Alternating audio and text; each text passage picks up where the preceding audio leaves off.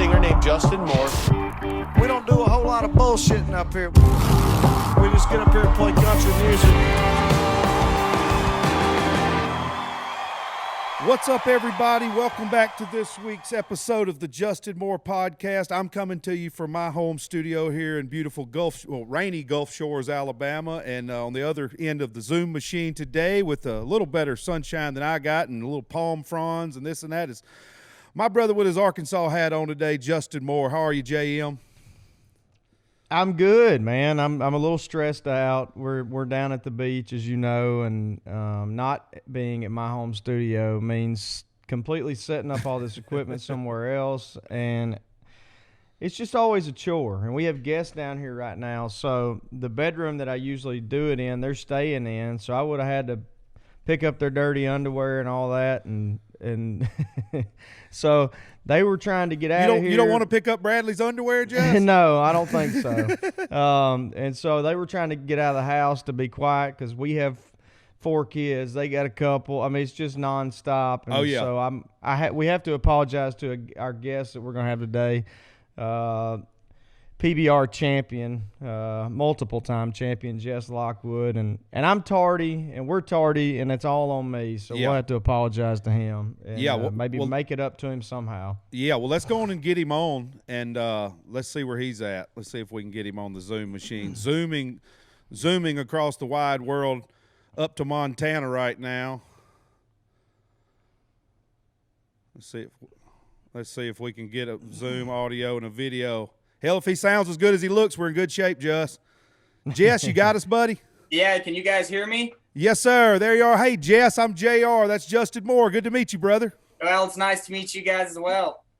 Very cool, buddy. Sorry running a little behind today, per usual in our ridiculous world we live in. I'm sure you can understand. Oh, yes, sir. I'm sure you guys are stacked busy as heck. Yeah, I don't know if you could hear us before, Jess, but I was just saying I've got 4 kids, 11 and under, and we have guests. We have a place in Florida. We primarily live in Arkansas, and all my studio stuff's all set up. And I'm not a tech-savvy guy by any stretch of the imagination. So when we shifted gears on time, I didn't have everything set up today, and we have guests down here. They're using the bedroom I normally use to do all this, so it's been a crazy scene here trying to get them out of the house so we could do this quietly. So we don't typically make a habit of being tardy, but we appreciate you being willing to work with us, and thank you so much for your patience, man. We're happy to have you.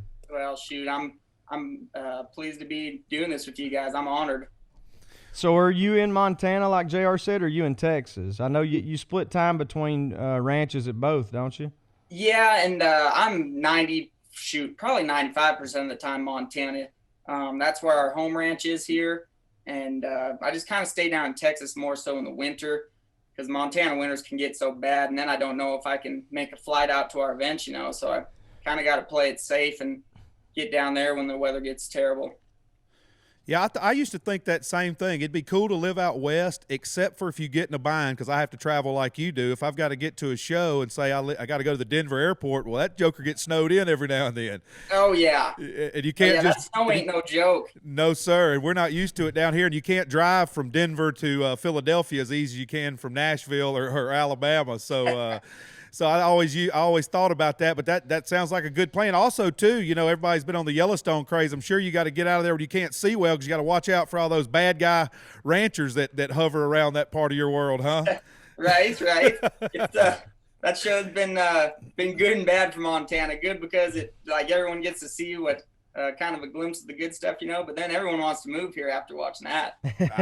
Yeah, I live in Gulf Shores, Alabama, down on the coast. We're the same thing. People are moving from everywhere down here, and it's like, quit showing all the promotional videos of how pretty the beach is. Yeah. We're good. Hey, that's funny. I thought about that show when we were going to talk to you today, and I thought, well, we'll get a firsthand perspective on that. How ridiculous is that? Because I know your world's crazy. You guys live in the cowboy world, and your folks grew up in the rodeo world, and your wife's a rodeo star, and your brother's in the rodeo, and you're in the rodeo, so y'all are engulfed in it. How ridiculous was most of that show for you guys watching it? I mean, obviously some of the cowboy and stuff was probably real, but the rest of the stuff, I mean, 50 people a day can't die in a random small town in the West. Just can't happen. Yeah. So I honestly have not. I've watched like 1 or 2 episodes, and it was at my buddy's place late last season of it, so I didn't know what was going on.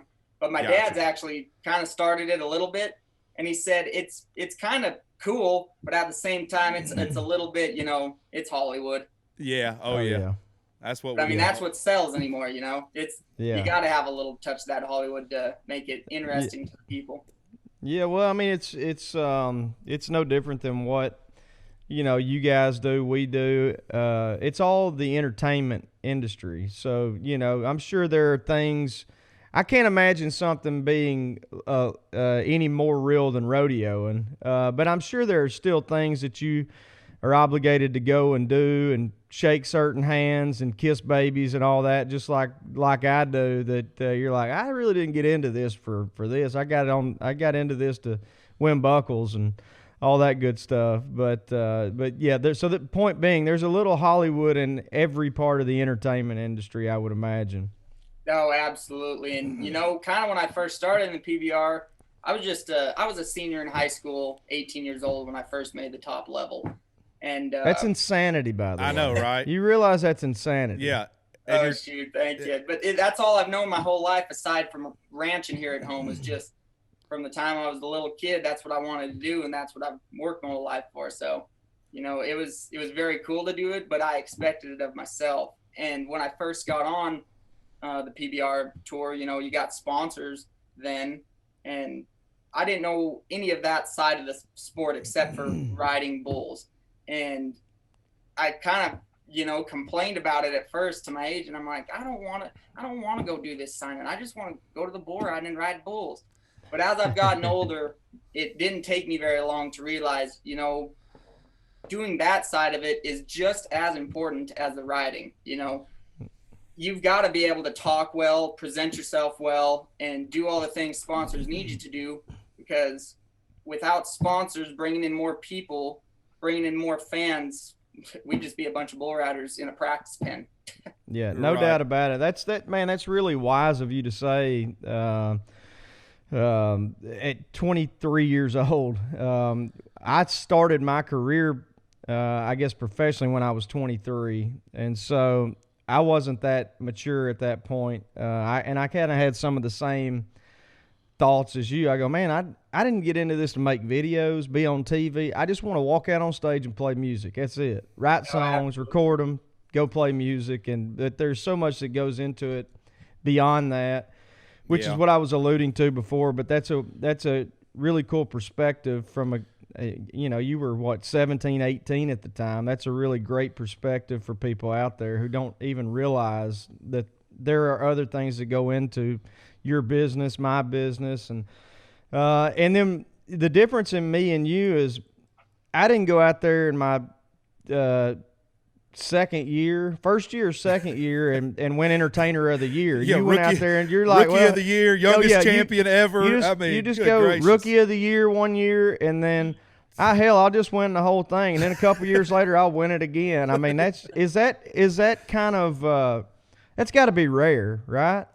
Yeah, I mean, no one's ever done that in the sport. I'm the youngest world champion, and then I've been the youngest 2-time world champion. And it was crazy. At 19 years old, I won my first world title. And a lot of guys, to me, the greatest bull rider ever to me is Justin McBride. And he didn't win his first world title until he was 25, 26 years old. And then when I won it at 19, it's like you've worked your whole life for something, and it happens that early in your career. And it did take me all of 2018. I didn't do very well because I kind of got in a world champion type slump, because I've worked my whole life for something. I accomplished it at a young age. And it was kind of at that point just like, okay, well, where do I go from here? I do want to win more, but I've accomplished the one thing in my whole life I set out to do.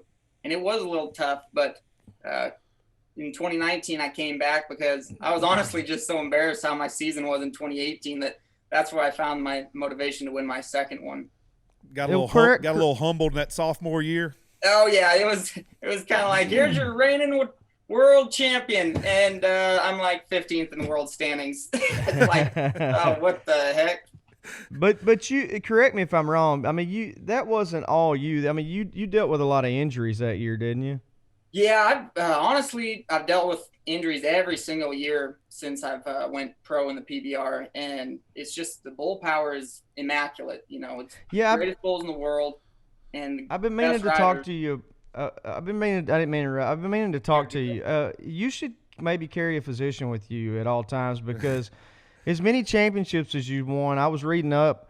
I mean, you've been stomped on multiple times, gored with a horn. I mean, it's as a father, I'm just sitting here going, good night, man. Like, it's like one thing after another. And I'm sure I read a percentage of what you did. I mean, and I realize in that sport, obviously, you're just going to have to deal with those things. But I mean, have you had kind of a more ridiculous amount of injuries than most, or is that kind of just the norm? You know, I want to say mine's a little more than most people. Every single year of my career, I've missed 3+ months every single year.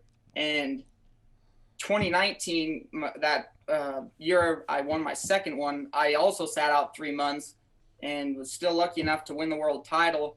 But mid-season, when I came back from that injury, they did an article and they had totaled up just in 2019, from 2016 to 19, I had missed a full season by sitting out from injuries. We usually have 27 to 30 events during the year. I'd missed 29 events from 2016 to 2019. Good gracious. And you're just now, I saw some videos on Instagram. You're rehabbing now. You just had an injury a couple of months ago, huh? Well, yeah, I actually had an injury last March. 2019 going into 2020, I was the reigning champ coming back, and I started my season off fantastic. Me and two of the best guys that are in the PBR are battling it out early in the year. And I just kind of had a freak wreck. I rode this bull. I ended up winning the event on him. And I go to get off, and my spur catches the flank rope that is around their waist and helps them to buck. And it slammed me into the ground and made me do the splits, and I ended up having reconstructive hamstring surgery from that. And like, they'd only seen, as bad as I tore that, there's only been 4 cases of that in the entire world as bad as I tore that. Wow. And you fast forward, and I come back in September of last year, and it took all the way until this May. From September last year till May this year, I came back, and something was just weird. You know, I didn't feel the same, and I kind of had a soreness. It wasn't hurting, but it was kind of right up in between, kind of that spot, your pelvis area. And it just felt really weird. It never hurt, so I never said much to the sports med guys or our doctor. But, you could just tell in my ride, and it was kind of embarrassing. I've rode terrible ever since I came back from that. And finally this May, I said something to our doctor, and I said, hey, this has been bothering me ever since I came back. I never said anything because it hasn't hurt. It's just been sore, so I've just dealt with it. And we ended up checking it out. And from that same hamstring injury, they kind of missed some stuff because they knew it was a hamstring. They checked that. We fixed that. Well, they overlooked that. Ended up being my pelvis has been split in 2 since March of last year, and I've been trying to ride with it. My core muscles had tore off the pelvis. Both hamstrings, both groins had tore off the pelvis. And I'd been trying to ride with that, and it just wasn't working. Physically, our doctor said, I don't know, there's no physical way you should have been able to ride anything. Yeah, I was going to say. Big relief because I was sucking. I was going to say, that would explain the soreness, Jess. I mean, severe injury. Yeah, and I wasn't too worried about the soreness, but more so my performance. It was just embarrassing. I couldn't ride anything when I came back last year, and I couldn't ride anything all this year. And I told myself, like, I was fighting my head so bad just because I kept telling myself, I know how to ride bulls. I can't do it. Nothing's working right now. And I don't know why, and got in my head, fighting my head real bad. And it was sure a relief to figure out I was messed up. I never like an injury, but at that point, I was glad to find out I was really messed up. Yeah, that makes And sense. I mean, it's better than hurting your confidence. You'd almost rather just go in and have a surgery, get it fixed, than breaking your spirit. Yeah, absolutely. And good thing you're young, so you'll rebound from this a lot better than the older cats will. But also too to perform at that level you do and compete at that level you do. I mean, any little tweak like that, just like you said, it throws your game off just enough to where you're the 15th instead of first. I mean, yeah, it's hard enough riding with you get a sore groin riding in bull riding. It's hard enough showing up riding with something like that, let alone what I had going on and didn't even know it. But I mean, hard enough to ride in general. I was going to ask that. Because people ask Justin, does he get nervous? Singing in front of big crowds or doing this and that. Do you still get the jitters at shows? I mean, do you have to? Is it part of getting up or getting down? Or are you focused? I mean, what's your mental going into the shoot? To me, I've never had much for jitters. It's more kind of like an anxious feeling for me. I show up and I'm so ready to just get out there and do my job and ride a bull in front of that many people that are cheering you on. So it's a little bit of nerves. I mean, we're riding anywhere from 1,500 to 2,000 pound bulls. So there's not a little bit of you that's a little nervous that things could go wrong. You're crazy. Right. But more so that I'm just excited, anxiously waiting for my time to go and do my job. Right. Yeah, and that's and Justin and I, when I go to rodeo, I get fired up because, man, that's one of our favorite things to do is play rodeos. And even if we're in town and there's a rodeo near us, we go to them because Justin grew up in Arkansas and I grew up in Alabama, which we always say we're more plowboys than cowboys than you guys are. We rode more tractors than horses over here. But when we do go to the rodeo, man, just the pageantry when they do the flags at the beginning and you still say the national anthem and everybody stands up. And, I mean, it's just one of the last real true down home country folk, American things to go to. And we always get fired up doing it. And so for us, it gets that. And I was wondering, because I know I've seen you with some pictures of some cats and I know you're into music. So I was going to see how that translate, because I know, like I say, when we go do that, do you guys obviously you're a fan of country music. I know I saw your pictures, Ian Munsick. I'm sure you're a Coulter Wall fan. I'm sure you love all that cowboy stuff. Is that for you guys too, like us, when y'all have shows at the thing, or do you guys even get to hang around for the shows when they have shows at rodeos? With PBR, we don't have too many after party type shows like that, but going back to you saying Ian Munsick, he's one of my good friends. Cody Johnson is a good friend. Parker McCollum, Parker and I, and he's like my older brother, Jeremy Walker. He owns a bunch of PBR bulls. He's down in Texas. Me, Parker, and Jeremy actually have a bull together. And then Co Wetzel and his band members. Great friends with all those guys. I had actually just went and seen them over the weekend while I was down in Texas. So, oh, nice. Just it's really cool. Out of them all, I'd say Co and I and all his guys, I know them the best. And shoot, we keep in touch all the time. And whenever they have a show, they harp on me that I need to come. And like, oh man, we're working ranch life right now. I don't think I can, but they talked me into going to the last one, and it's just. They make me feel like one of their friends, and it's really cool. All you guys are so humble, and it's nice meeting country music singers like yourselves that kind of you guys grew up like us, just down to earth people, and that's good to see. And I love meeting people like you guys. Yeah, likewise, man. And I agree with JR. I mean, there's nothing more American than a rodeo, in my opinion. I grew up, my parents taking me to them, but, mostly like the county fairs and the state fair and that kind of stuff. And I just always loved it. And JR kind of alluded to it.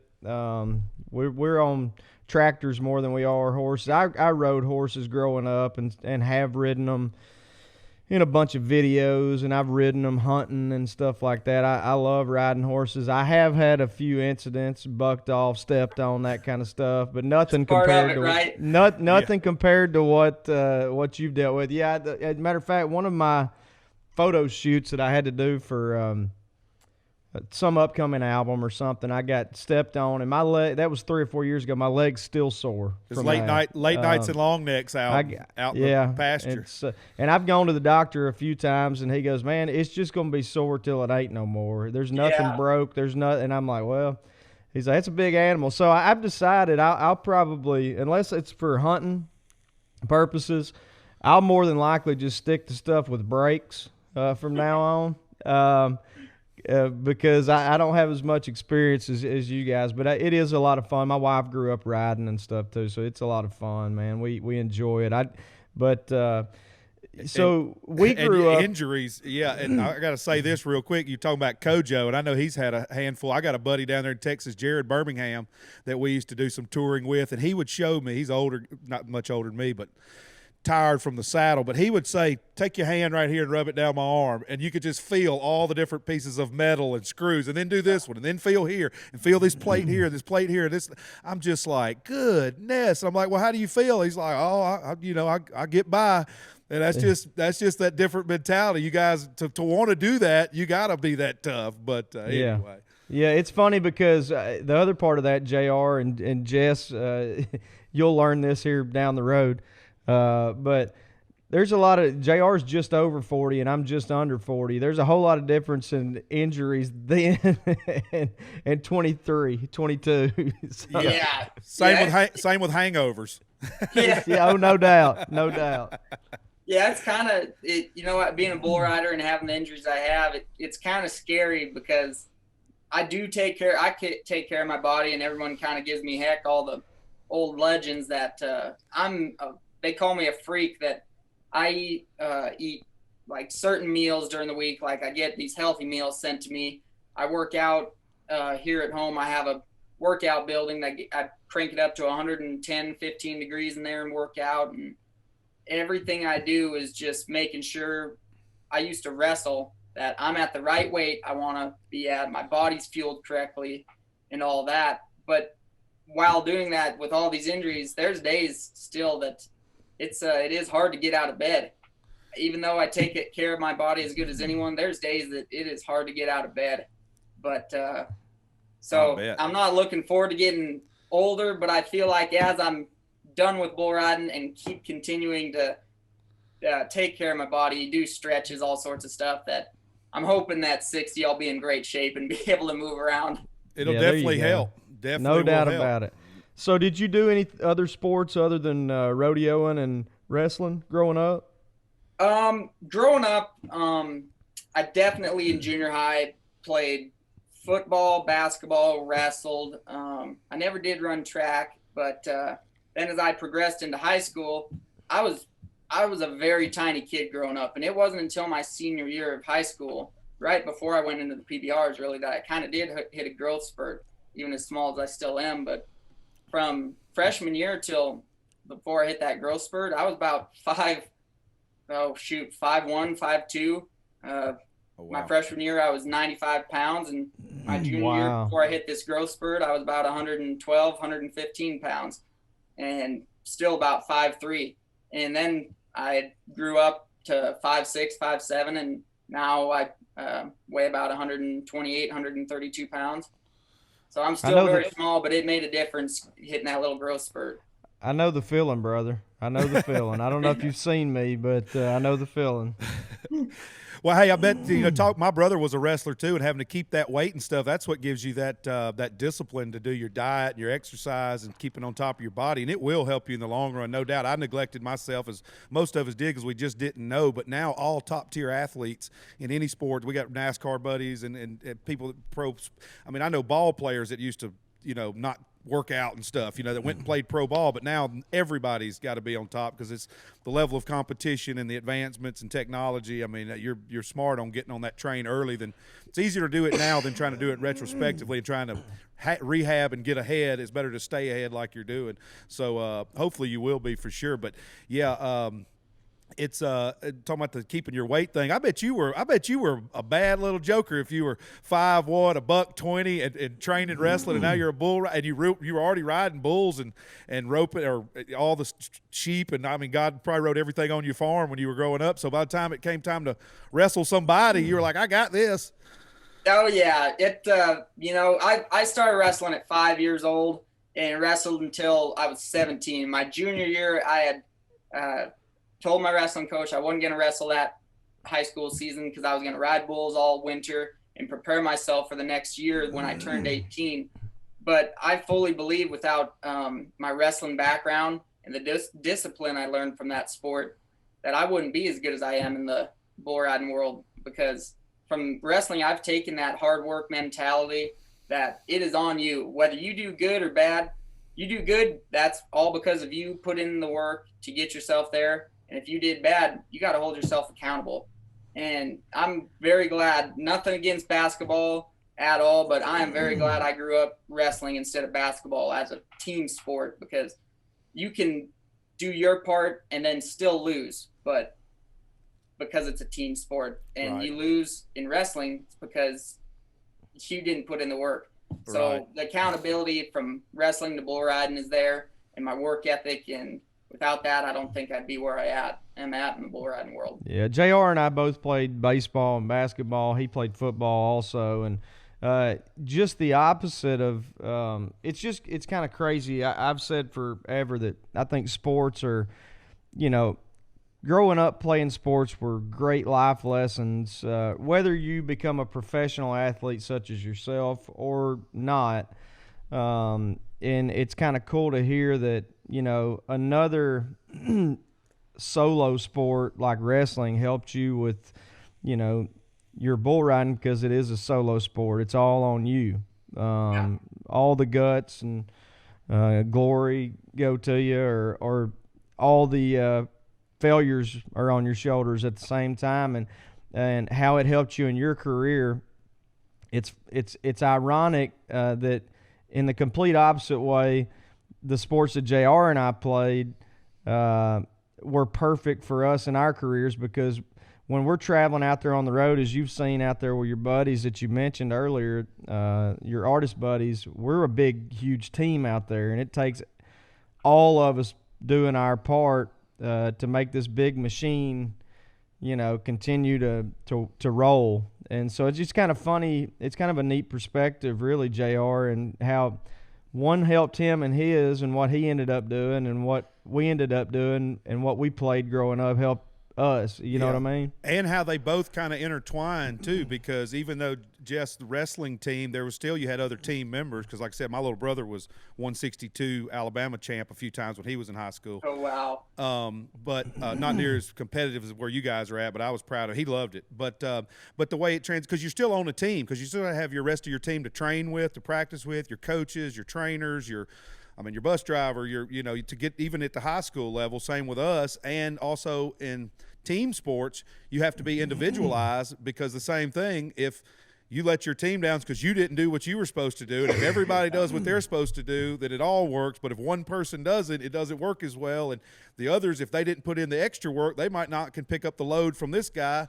Well, the same as if you're training, if you're dragging, your buddy who's your training part, your wrestling buddy, he's like, hey, no dragging today, buddy. We got to go work this weekend. We got to go compete. You got to get up. Let's go. So they both intertwine, but that is a neat perspective to see how they both help each other, in both fields to get to where we all got to be. And Justin says that a lot of times, about sports and stuff. It just teaches you how to lose, teaches you how to win, teaches you how to be a good teammate, teaches you how to, take direction, to step up when it's time to say something, all that stuff. So that is neat. Teaches you how to lead, how to follow, because you kind of got to do all of the above. And I'm not even talking about being professionals in our career in music or bull riding, but I don't care for those out there listening, any career choice you make. You got to do all those things. You have to be disciplined. You have to be accountable to yourself and other people, because they're counting on you. And speaking of other people counting on us and being teammates, I failed to mention earlier when we were talking about sponsors, Jess and I actually share a sponsor in Bobcat. And so that's how we made the connection to hook up. And I'm sure, not unlike myself, you've got a lot of stuff to take care of, that as much as you can take care of on a horse or a bull, you get done. But sometimes you need some some other equipment with engines and stuff on it. And I know that's my case on my farm back in Arkansas, and I'm sure it's no different for you at your ranches.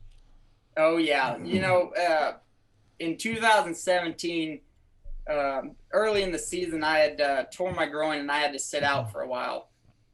And in that time frame at home, needed to spend a little money, and I'm like, I'm gonna buy a Bobcat skid steer. Those things are gonna be so helpful at the home ranch, So They're it's funny badass. that I've had one since 4 years before I got sponsored by Bobcat, and I've loved it. So when my agent came to me and said something about this Bobcat deal, I was just, the whole room lit up because I was so happy. Like, I could not think of a better company being at the home ranch here to help out with things around the place. It just makes the whole place, my parents, grandpa, makes life easier for them having good equipment, and the things possible with the equipment just makes works a breeze. And Bobcat, like I said, they're legendary. I mean, everybody knows about a Bobcat skid steer. I mean, that's the go-to, Yeah, no doubt about it. And the cool thing about it for me, and I'm sure you would probably agree, Jess, I don't want to put words in your mouth, but,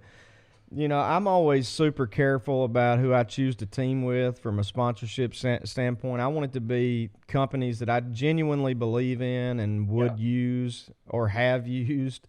I've done that kind of throughout my career because I don't want to go out there and say, hey, this product's awesome to my fans, and then they go buy some garbage. I just don't feel right about doing that. And having the opportunity to work with Bobcat and other companies like Bobcat, but in particular Bobcat right now, is really, really a lot of fun for me. Plus, I'm kind of a geek with tractors and skid steers and that kind of stuff. I enjoy getting out working on them and that kind of stuff around my place. And really, when I don't even have stuff to do, I just like going and knocking down trees and stuff. I'm like a kid. Yes, we joked about when we got all these Bobcat goodies, me and my buddy that lives with me here, that, you don't outgrow your kid's self. Your toys just get bigger. That's right. That's it. That's a good point. That's a good. Well, the thing is, and I find myself creating projects that I don't even need to do.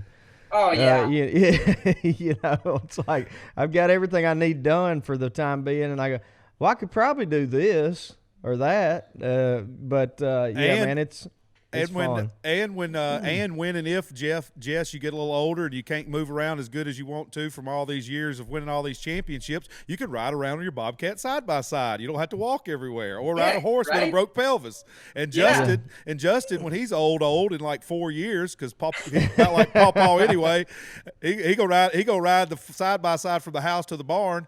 He'll have something to get around on too. He won't spill his beer on the way. Lord, I take my kids to school and ours. Yeah, I'm not even kidding, because I live in a town of 300 people, Jess. Yeah. So it's just one of those type deals. I love it. But anyway, and where I was going with that and the team aspect, Jess and I are theoretically on the same team right now, and hopefully we'll have a chance to hook up in person, man. And I know you got stuff to do, but when we're out your way, hopefully, just like Cody did, we can get you out to a show. Yeah, absolutely. How far are you from Missoula? Missoula's probably 7-8 hours from me. Damn. All right. Sorry. When you guys in Missoula? That's where I was just looking. Coming up, I know we've got Bend, Oregon. Let's see. We've got a Missoula coming up too. I know it's right before we go to the golf tournament, Jess. I think third week of August or something. Yeah, I think the 20th of August. Oh yeah. So we'll definitely have to stay in touch because I know we get out west. I know we've got later on we've got a Bismarck and a Minneapolis, which that's probably still everything's spread out there where you're at. Bismarck's 4 hours from me actually. Okay, well there we go. There's one. That's September 23rd. We're going to be in Bismarck, so maybe we can make that work if you're not on the road working yourself that week. Heck yeah. You can ride your horse over. Yeah.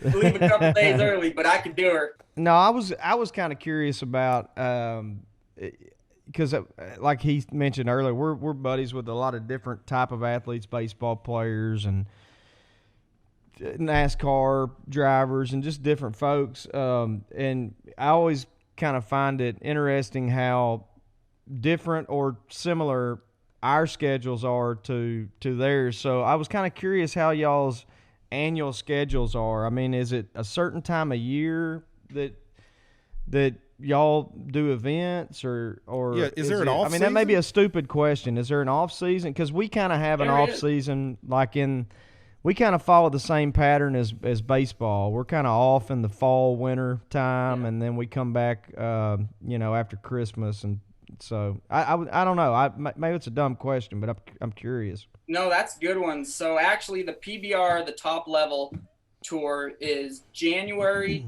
through pretty much May, beginning of May, middle of May. And then we have a summer break from middle of May till beginning of August. And with that time, there's lower level events that you can go to, or heck, you can just stay home and rest up all that summer if you want. And then from the beginning of August, we go till our world finals in November, which is the first weekend of November. And then after that, from that time till, again, January, we have it off again.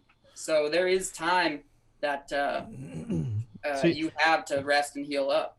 So those two separate seasons,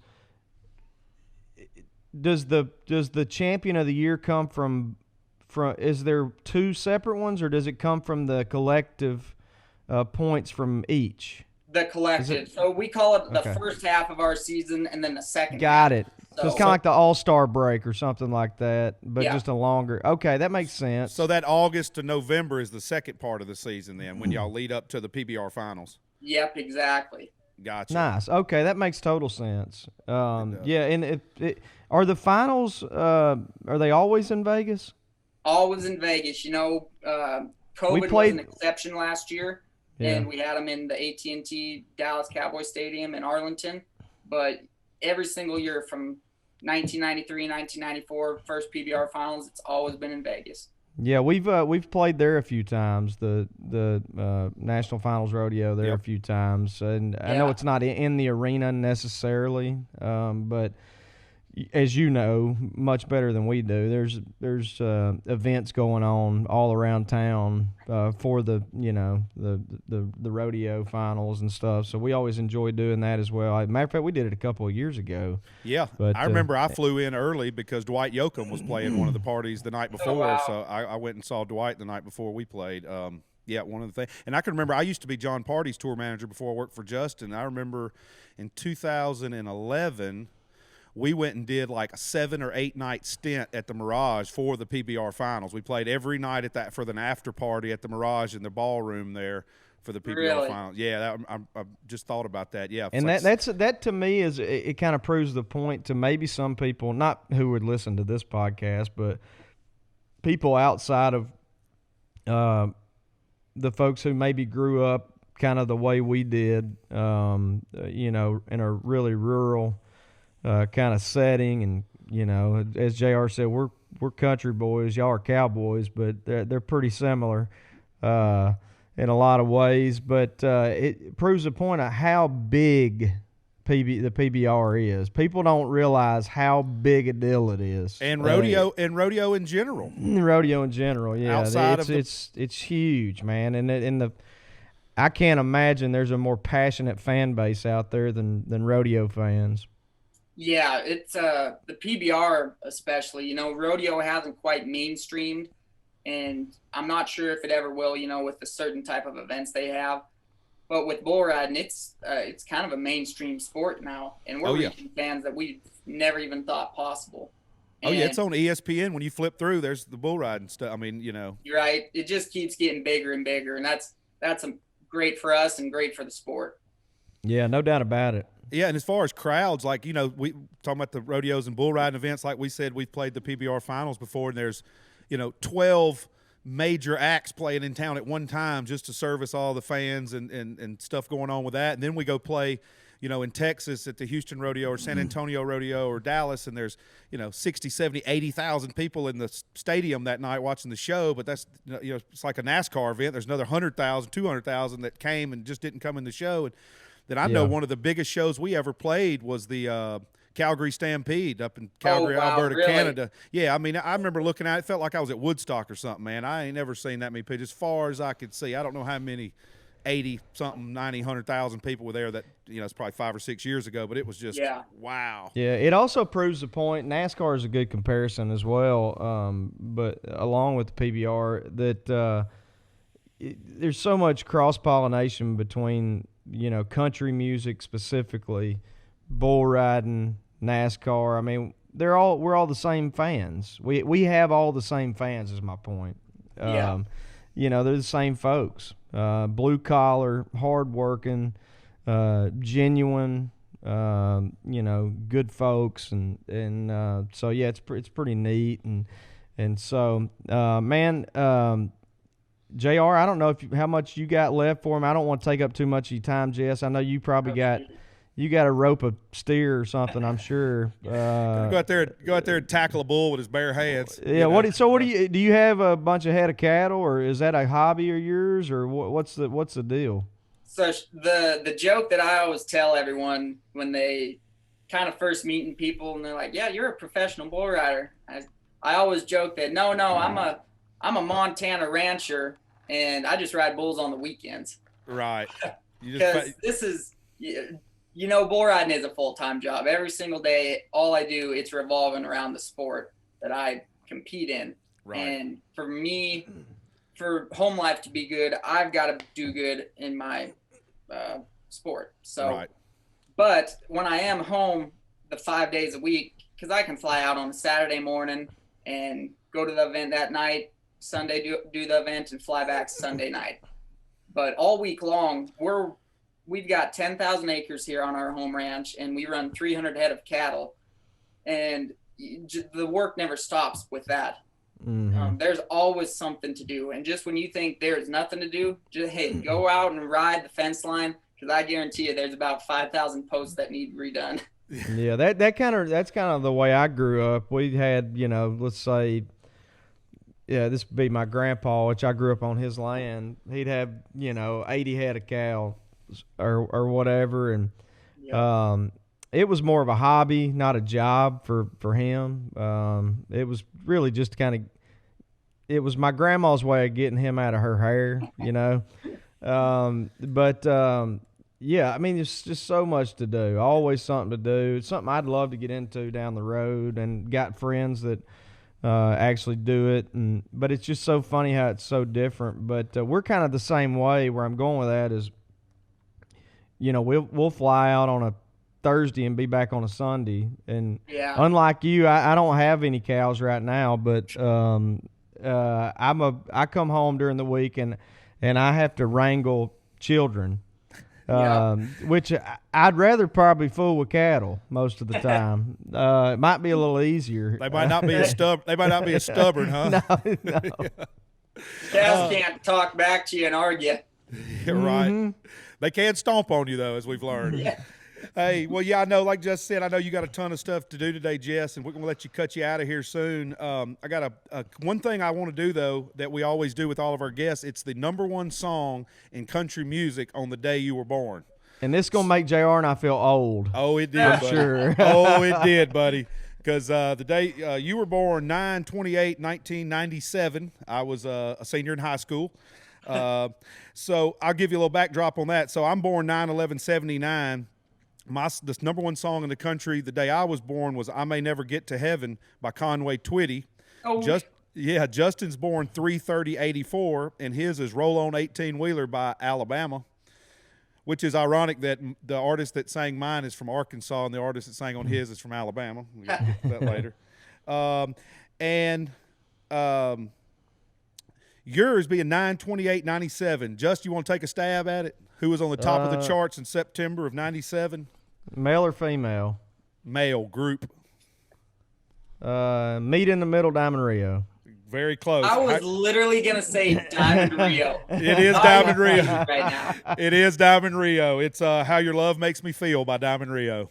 Holy moly. I'm sure I was trying to dance with some girl at a bonfire to that song, don't you know?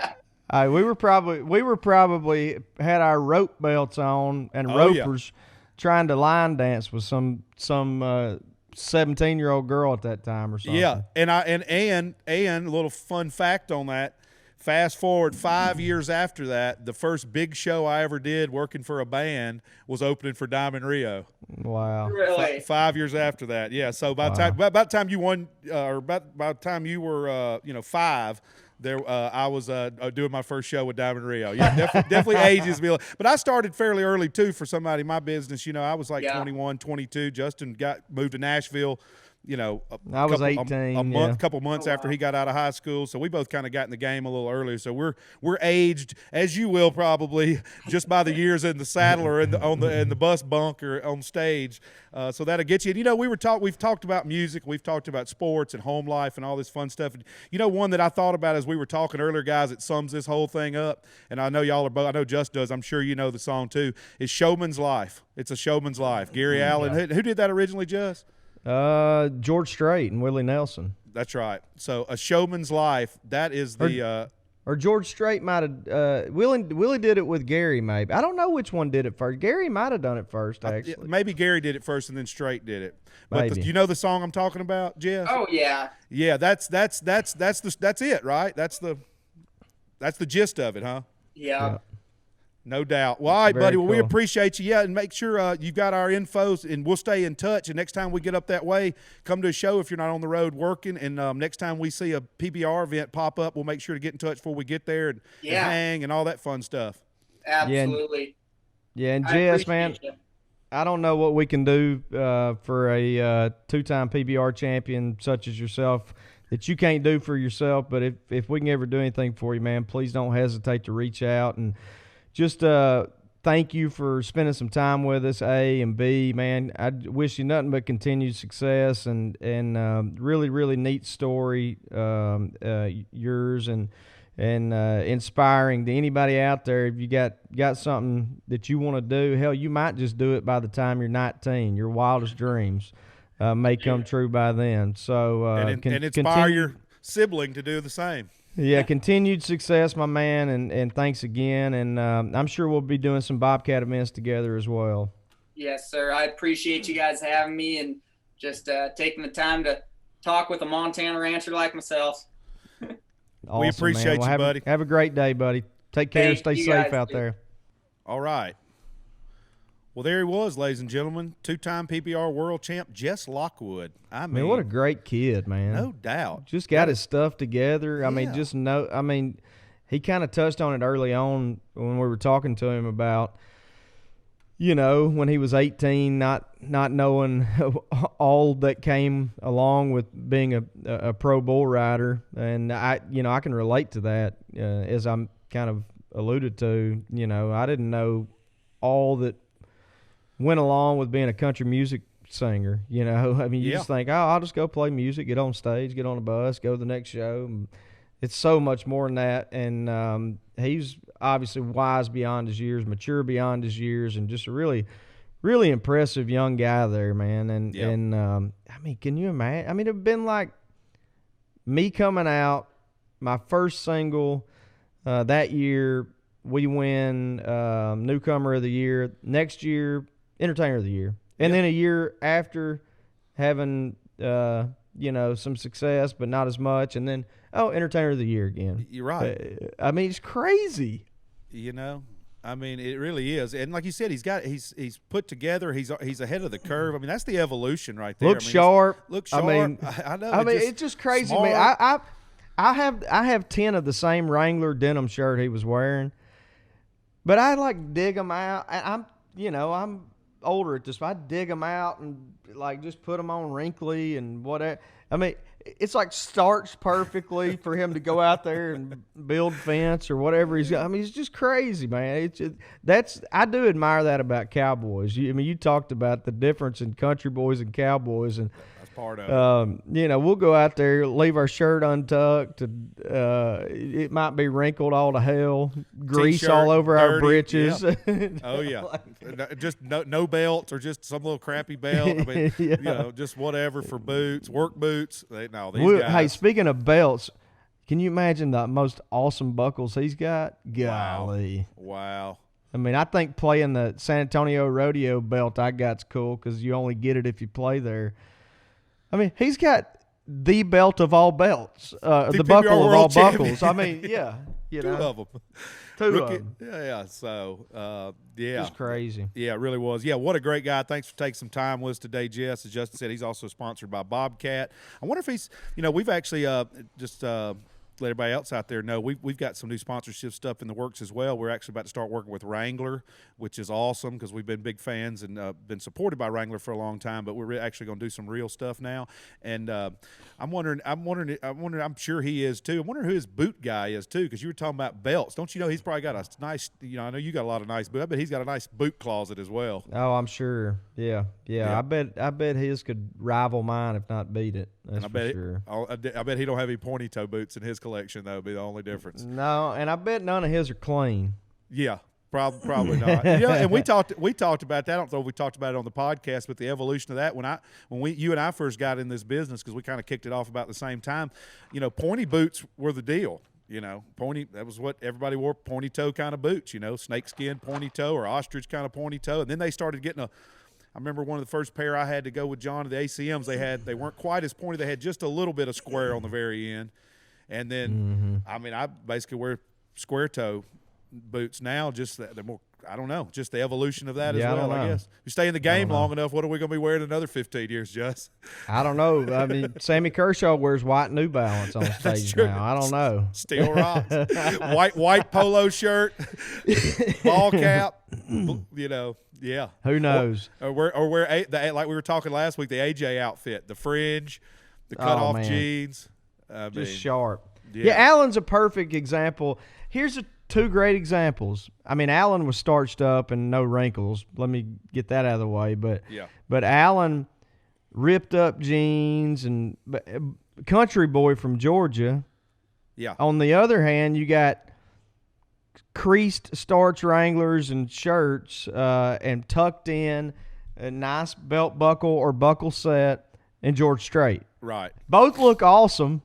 Both are awesome. Yep. But just a little different. Just AJ, a little different flavor. Untucked with the fringe, a little more pipage, a little this and that. Like you said, the kind of tighter jeans with the rips, the boots, and then there's Strait with almost baggy shirt, kind of baggy pants, but both starched. Like say, Straight's pink paisley still works for him. Yeah. All my family and friends are at the beach, and I'm sitting here. It's beautiful here. No offense to you guys out there listening and watching, but I love y'all. But I'd love to go to the beach and hang out. Yeah, and I got about 20 shows to advance and callbacks and Joey and everything else. So I got to get that done so I can do some stuff this afternoon and tomorrow myself. I got to, as McConaughey said, I got to do all my prep work and get everything done. That way I allow myself some freedom to do stuff later today and tomorrow. And I did mine earlier this morning. I got up and done a bunch of see, JR advances all the shows that are upcoming. Yep. I get up and do phone interviews with radio stations in places that we're about to play. So I did mine early. Yep.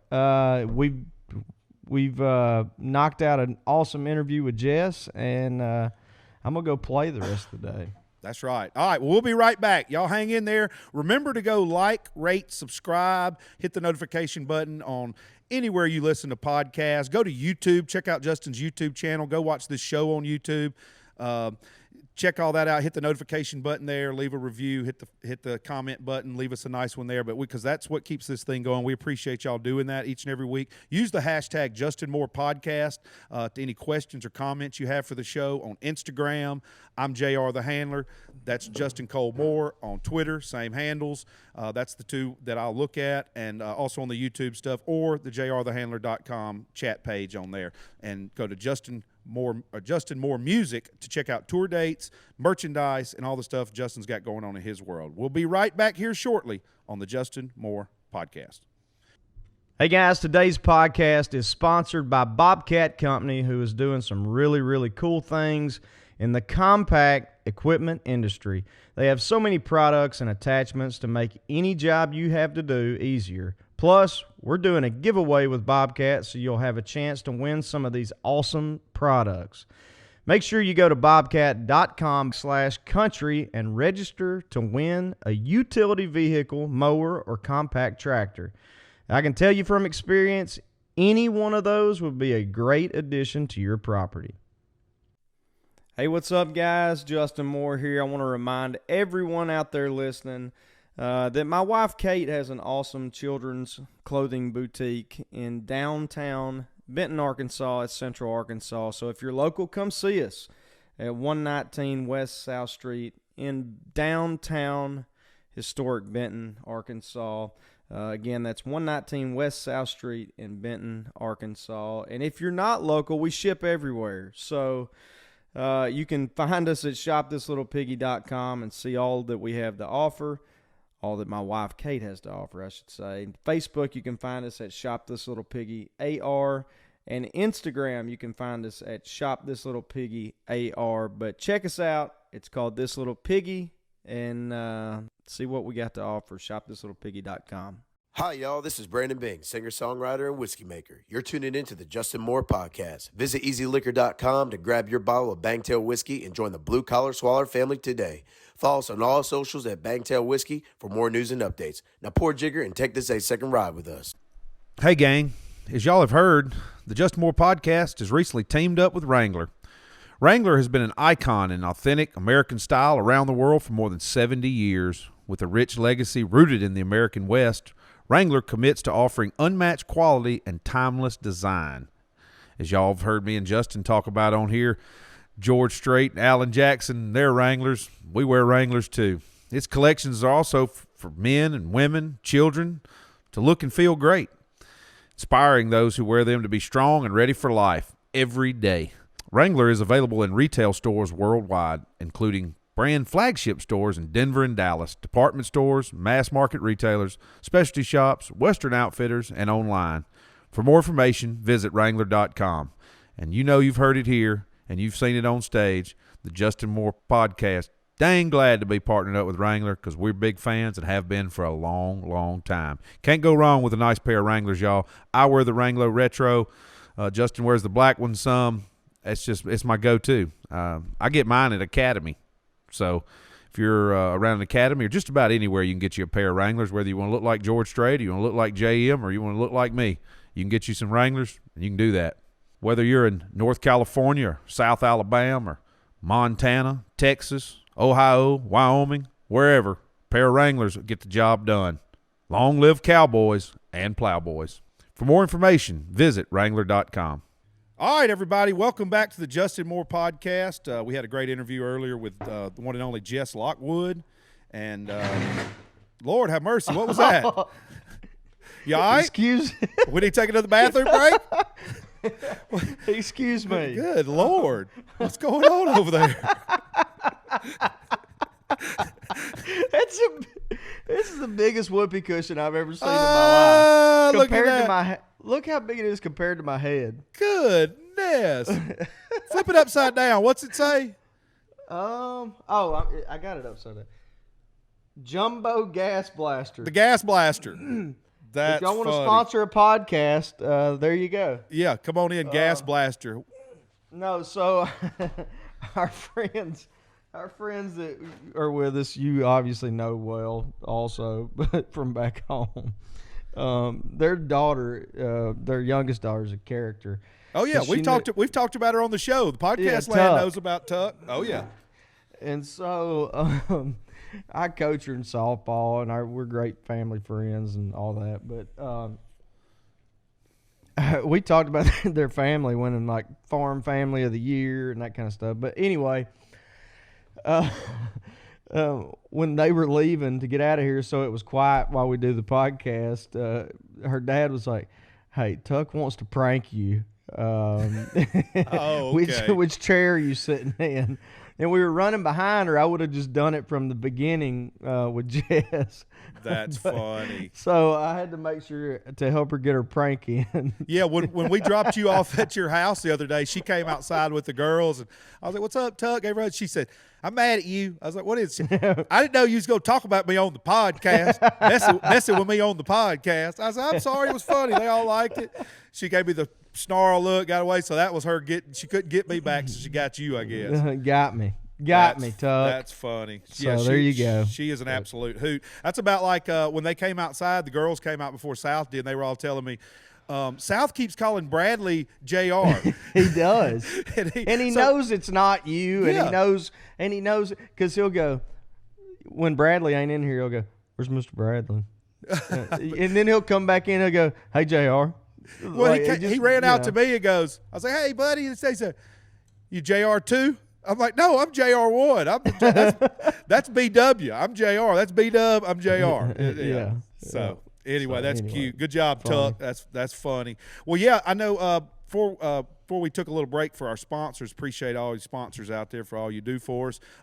We had mentioned we were going to briefly talk about the shows we did this past weekend, so I thought we'd do that real quick and then get on out of here because I know we've got stuff we got to do this week before we get back on the road. This past weekend, we played 2 nights at Bottle and Cork in Dewey Beach, Delaware. Big club. Kind of remind me a little bit of maybe the Floribama meets the Machine Shop or something is what I kept thinking. But had a blast doing those 2 shows. Great crowds, 2 sold-out nights, good weather for once. Band played great crowds, just had a blast. Want to thank them for having us. Hope we get to do that again at some point, maybe do 3 or 4 nights next time because that was a cool spot right there on the beach. I actually got to walk over and look at the beach, which would be the Atlantic Ocean off the coast of Delaware. And their sand isn't as white as ours, a little heavier grain, a little darker. But they had a pretty beach, and one thing I did notice, man, their water was a lot more calm than the Gulf ever is. Their waves were just tiny little waves, and as we've talked about, when we get out in the ocean here, it doesn't matter what time the year is. I mean, there's waves are coming pretty good. You can't just frolic around. You'll get knocked down and drug out and that kind of stuff. So that was pretty neat, but I wouldn't trade for it. But it's pretty neat to see another beach and another huge body of water. But had a great time there. Good food. Had some good seafood. Real good crab cakes and crab soup and all that fun stuff. Man, I got to be honest with you. And Delaware fans out there, please don't take this the wrong way because I mean this as the biggest, highest compliment I can. When I knew we were leaving the beach to go to Delaware in the summertime, I'm thinking, boy, that's tough right there. I had no idea what part of not that the entire state of Delaware isn't awesome. I'm sure it is. But I had no idea where we were going or what we were about to go do. I mean, I knew we were going to play 2 shows, but I felt like we left Destin and went to like Panama City. Basically, yeah, went to Daytona or something. Or something. I mean, it could not have been a cooler town, Dewey Beach. The people, the fans, the club, and we haven't played a club, JR, in 8-9 years. I don't know. It's been a long Except long for like time. Billy Bob's or something, but yeah. Right, but, I don't know when I've had more fun playing music. And that town is so awesome. I would love to go back and play 3 or 4 shows and take the wives and spend a week there because, like I said, the town was awesome, beautiful. I played golf one day, had a great course. I didn't play well, but I played a really cool course there. As you said, the water was awesome. Anything and everything you want to do, any kind of seafood, and the seafood was fantastic. I mean, it was just awesome. So, hey, hats off to you guys at the Bottle and Cork specifically, and then the Dewey Beach area. Y'all were all awesome, and I would go back there in a heartbeat.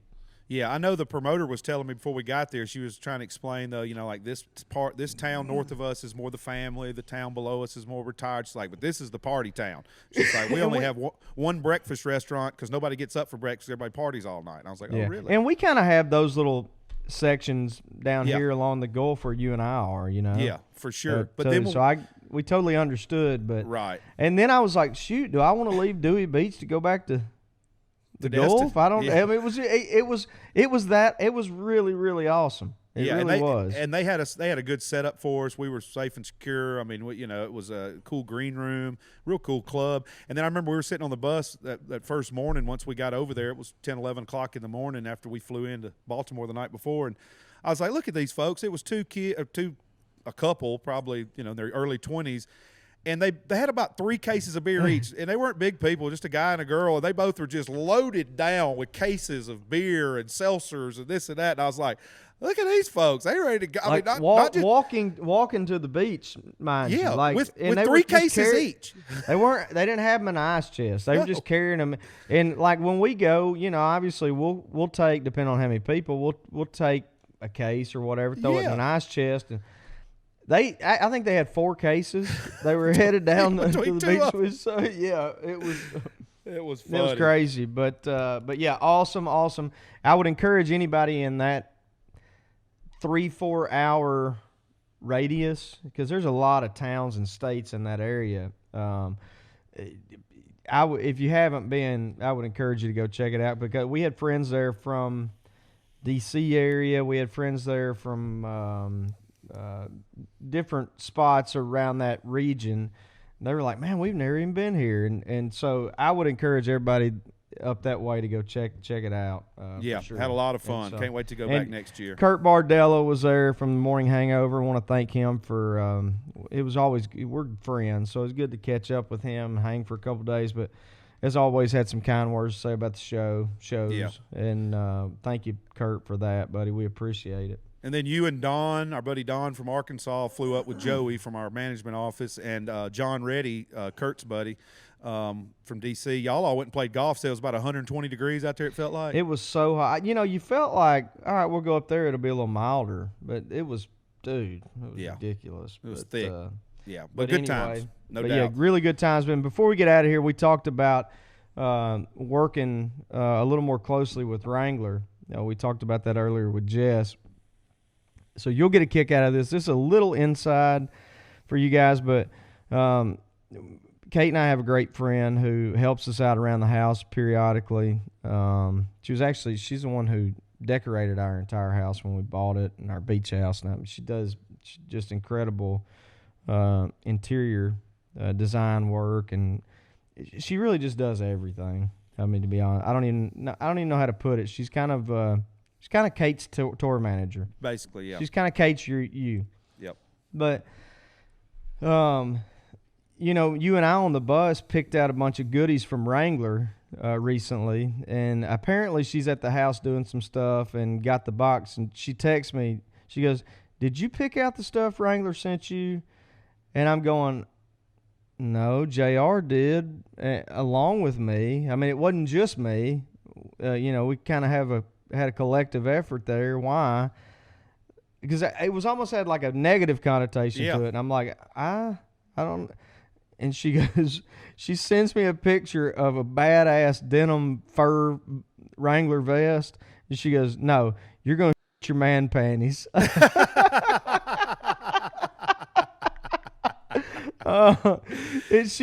Everybody around my inner circle knows I love vests. I don't know why, I just love them. I just think they're the perfect into an outfit. I don't know. Yeah, I picked you out jacket, I picked you out like 6 denim shirts, 4 vests, 4 denim jackets, basically denim on denim. And then I got me a few XL. She texted me earlier, said, "Is this XL stuff for you?" I want to be like, well, it damn straight for Justin. But I was like, yes. Yeah, she goes, "You're going to your man panties, a Sherpa line denim vest. It's everything you've ever wanted." All your dreams have came true. She goes, "You're going to be wearing this in August." At your golf tournament. Yeah, so check this out. Can you see that? Oh, yeah. I picked it out. Oh, yeah. Yeah. So, anyway, thank you, Wrangler, for the awesome package. And yes. Hell, if I had it here, I might just wear that on the beach. No shirt. Vest open style. I mean, Burt Reynolds style, no doubt. And also, too, I want to thank our newest sponsor coming on, Manscaped, for jumping on train with us here on the JMP. Look forward to a long relationship with them. I have sure enjoyed their products so far. So anyway, thank you to all our fine sponsors. Thank you to Jess Lockwood for jumping on it. Zoom Machine Wheels Day. Thank you, as always, to my brother, Mr. Justin Cole Moore, for talking with us. I'm JR the Handler. Go check out Justin's website at justinmooremusic.com, jrthehandler.com. Hit us up on Twitter and Instagram, JR the Handler, Justin Cole Moore. send us some messages. Use that hashtag Justin Moore Podcast whenever you interact with us on the interwebs. And we'll be back here next week. Y'all remember to like, rate, subscribe, all that fun stuff. It sure does help us each and every week to get these out to you guys. Absolutely, all of the above, JR. Thank you guys for listening. Thanks again to Jess for coming on. And we'll see you next time on the Justin Moore Podcast. Thanks, guys. For any of you first-time listeners out there, at the end of each of our episodes, I like to do a little reading out of a book I've had that I've got a lot of use out of over the years. The book is by Mr. Charlie Daniels, and the book is called Let's All Make the Day Count, The Everyday Wisdom of Charlie Daniels. Number 14, doing a day's work today. Don't put it off, do it now. Don't rest until you do. Proverbs 6:4. Procrastination can be bad enough when it only involves the little mundane things, everyday tasks like cutting the grass. But the penalties for that are only an unkept yard and an irritated wife. When applied to your livelihood, procrastination is like a snowball. It can start out very small, but the further it's allowed to roll, the bigger and more cumbersome it becomes. When we were on major record labels, they wanted a new album every year. Now that doesn't sound like a particularly hard task, but when you take into consideration that we wrote our own material, that it entailed 10 new songs every 12 months, it takes on a little more gravity. I've always worked a little different than most songwriters. I like to have the band around so I could instantly hear the parts they would play as I came up with them. The upshot was that we would create a bevy of new songs, complete with musical arrangements and instrumental breaks, without so much as a line of lyric, and sometimes without a title. So it was my responsibility to do the lyrics, which, when you have several sets of words to write and a timeline looming over your head, can seem a little intimidating. I always delivered them on time, but I procrastinated. I was fortunate I was always able to get done on time, but in so many instances, if you leave today's work until tomorrow, you'll probably never really get caught up. You've just combined today's problems with tomorrow's. This means you won't have the time to devote full attention to either. The old aphorism about not putting off until tomorrow what you can do today is just common sense. Let's all make the day count.